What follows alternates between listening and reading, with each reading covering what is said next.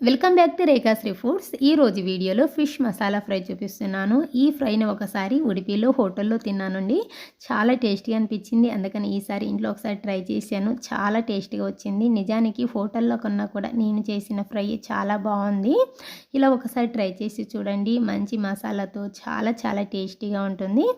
ఇంకా ఈ ప్రాసెస్ ఏంటో చూద్దాము.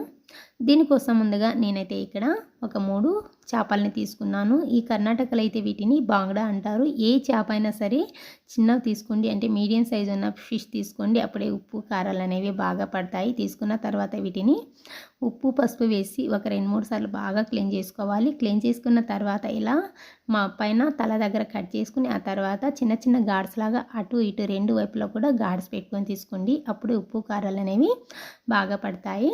ఇప్పుడు వీటిని పక్కన పెట్టేసుకుని దీనికి మసాలాను ప్రిపేర్ చేసుకుందాం. ఒక ప్లేట్ తీసుకుని అందులోకి ఒక 2 టీ స్పూన్ల వరకు కారం, 1/2 టీ స్పూన్ పసుపు, 1/2 టీ స్పూన్ మిరియాల పొడి, 1/2 టీ స్పూన్ జీలకర్ర పొడి, 1/2 టీ స్పూన్ ఉప్పు, ఒక 1/2 టీ స్పూన్ అల్లం వెల్లుల్లి పేస్ట్ వేసుకోండి. అన్నిటిని కూడా 1/2 టీ స్పూన్ వేసుకున్నాను. ఆ తర్వాత ఇందులోకి ఒక అర చెక్క నిమ్మరసం వేసుకోవాలి. నిమ్మరసం ప్లేస్లో చింతపండు రసం కూడా వేసుకోవచ్చు. వేసుకున్న తర్వాత ఇదంతా కూడా ఒకసారి మిక్స్ చేసేసుకోండి. ఇలా మిక్స్ చేసుకున్న తర్వాత ఇందులోకి కొద్దిగా వాటర్ని యాడ్ చేసుకుని జారుడుగా కలుపుకోవాలి. సో ఈ విధంగా కలుపుకున్న తర్వాత ఇప్పుడు చేపలకి పట్టించుకోవాలి. ఈ చేపలకి ఇలా మధ్యలో గాడ్స్ పెట్టుకున్నాం కాబట్టి లోపల వరకు కూడా ఇంకిపోయే విధంగా బాగా అప్లై చేసుకోండి. అప్పుడే ఉప్పు కారాలు అనేవి బాగా పడతాయి. సో ఇదే విధంగా అన్ని చేపలకు కూడా పట్టించిన తర్వాత మినిమం ఒక గంట సేపు అయినా మ్యారినేట్ చేసుకోవాలి. అప్పుడే చేప ముక్కలు టేస్ట్ అనేది బాగుంటుంది.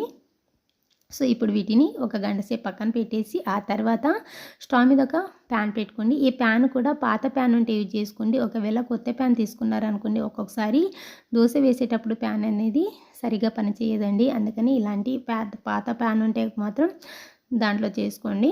ఆ తర్వాత ఇందులోకి ఒక 2 స్పూన్ల వరకు ఆయిల్ వేసుకోండి. ఆయిల్ కూడా హీట్ అయిన తర్వాత చేపల్ని వేసుకుంటున్నాను. నేనైతే ఒక గంట సేపు నానబెట్టుకున్నాను. గంట తర్వాత వేసుకుంటున్నాను. వేసుకున్న తర్వాత ఇప్పుడు మంటని లో టు మీడియం ఫ్లేమ్లో పెట్టుకుని ఒకవైపు బాగా కాల్చుకోవాలి. ఒకవైపు ఈ విధంగా ఎర్రగా కాగిన తర్వాత రెండో వైపుకి టర్న్ చేసుకోవాలి. రెండో వైపు కూడా బాగా కాలాలి. ఈ విధంగా అటు ఇటు తిప్పుకుంటూ ఒక 2 సార్లు బాగా రోస్ట్ అయ్యే విధంగా ఫ్రై చేసుకోవాలి.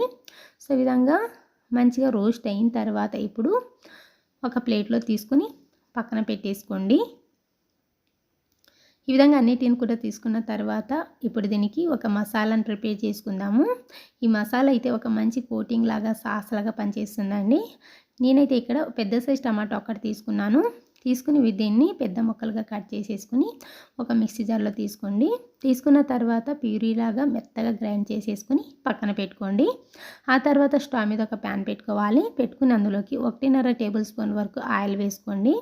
ఆయిల్ కాస్త హీట్ అయిన తర్వాత ఒక గడ్డ వెల్లుల్లిని ఈ విధంగా చిన్న ముక్కలుగా కట్ చేసుకుని వేసుకుంటున్నాను. అలాగే స్లైసెస్గా కట్ చేసుకున్న పచ్చిమిర్చి ఒక 2, కొద్దిగా కరివేపాకు కూడా వేసుకుని ఈ వెల్లుల్లి అనేది కొంచెం లైట్గా కలర్ చేంజ్ అయ్యేంత వరకు ఫ్రై చేసుకోవాలి.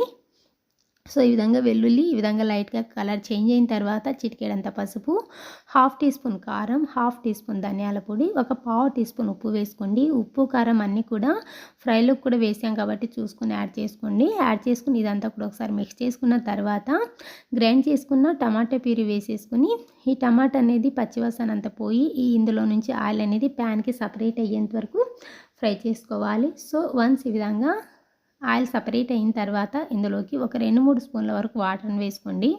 వాటర్ని చాలా కొద్దిగానే వేసుకోండి. వేసుకుని ఇదంతా కూడా ఒకసారి మిక్స్ చేసుకోండి. మరీ చిక్కగా అయ్యేంత వరకు ఉడికించుకోకూడదు. ఈ విధంగా జ్యూసీగా ఉన్నప్పుడే ఫ్రై చేసుకున్న చేపల్ని యాడ్ చేసుకోవాలి. యాడ్ చేసుకున్న తర్వాత లో ఫ్లేమ్లో పెట్టుకుని 1 నిమిషం పాటు ఫ్రై చేసుకోవాలి.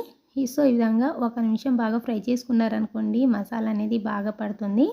1 మినిట్ తర్వాత ఇప్పుడు 2 స్పూన్ల సపోర్ట్తో టర్న్ చేసుకోండి. లేదంటే చేపలు అనేవి బాగా ఫ్రై అయిన తర్వాత సెన్సిటివ్గా ఉంటాయి, కట్ అయిపోతాయండి. సో ఈ విధంగా 2 వైపులా కూడా అటు ఇటు 1 నిమిషం పాటు బాగా ఫ్రై చేసుకోవాలి. చూసారా మసాలా అనేది ఎక్కడ కూడా లేకుండా ఎంత చక్కగా అబ్జర్వ్ చేసిందో. ఈ చేప ముక్కలు కూడా అంతేనండి, చాలా టేస్టీగా ఉంటుంది ఈ మసాలాతో. లాస్ట్లో సన్నగా తరిగిన కొత్తిమీర వేసుకుని ఇదంతా కూడా ఒకసారి స్ప్రెడ్ చేసుకోండి. స్ప్రెడ్ చేసుకున్న తర్వాత స్టవ్ ఆఫ్ చేసేసి వేడి వేడిగా సర్వ్ చేసుకొని తినండి. చాలా చాలా టేస్టీగా ఉంటుంది. ఎప్పుడు చేసినా కూడా ఇలాగే చేసుకొని తింటారండి. నార్మల్ ఫ్రై కన్నా కూడా ఇది చాలా టేస్టీగా ఉంటుంది. తప్పకుండా ఒకసారి చేసి చూడండి.